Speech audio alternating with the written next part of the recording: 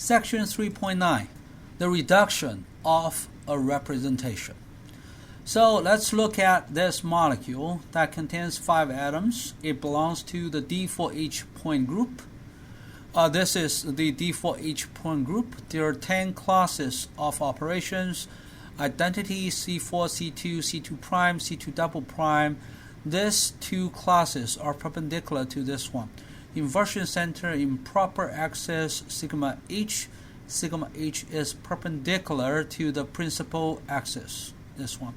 And then we have sigma V's and sigma D's.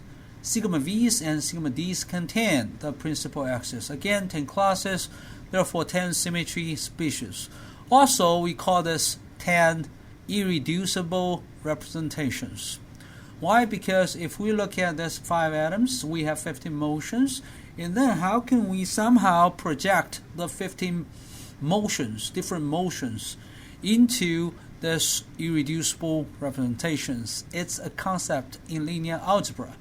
And then easily we can see the translation is x, y, and z. Therefore, the 3 translational motions have this EU symmetry and A to U symmetry. Rotations, well, EG symmetry for Rx and Ry, and A to G symmetry for Rz, the rotation about the z-axis. What about the 9 other vibrational motions? Well, we'll have to look at this molecule as a whole. We have 5 atoms, and then we will have to apply all the symmetry operations to these 5 atoms, and we will look at how their x, y, or z changes. If they change sign, it's going to be -1. If they don't change sign, it's +1.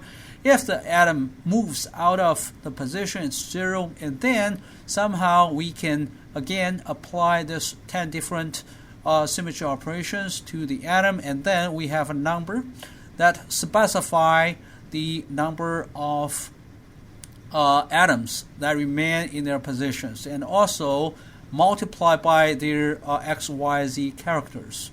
And then in the end, we can just create a row of numbers, 10 numbers, and then we multiply these 10 numbers with each of these 10 rows. All right, we'll do dot product. So you create a row here and then multiply by this vector, this vector, this vector. Again, it's going to be a dot product. So in the end, you'll get a number, that number divided by the order of the point group, 16.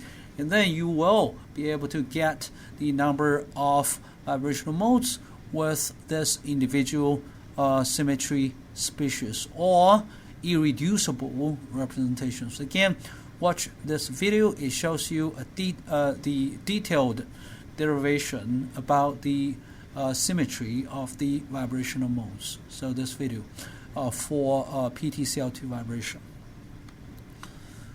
All right, so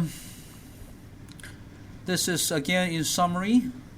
If you have 5 atoms, then there are 15 motions. And if this molecule belongs to D4H point group, you need to somehow get this character table. You get those characters, you will have to use those characters. And then you need to look at x, y, z, the characters of x, y, z over here. It can be -1 + 1, 0, -2 + 2 when there's degeneracy. You will use this information to determine the number of vibrational modes that have this irreducible representations. Finally, just a review of the order of the point group. All you need to do is sum up the coefficients here. So 1, 2, 1, 2, 2, 1, 2, 1, 2, 2, that's 16. Also, you can just square all these numbers and then sum it up, you get 16. If you square these numbers and sum it up, you get 8, but don't forget to multiply this sum 8 by this 2. There's a coefficient 2. Because again, in this class, there are 2 symmetry operations, C41 and C43. Oh, wait, what about C42? C42 is C2. C42 is simply C2. What about C44? C44 is identity.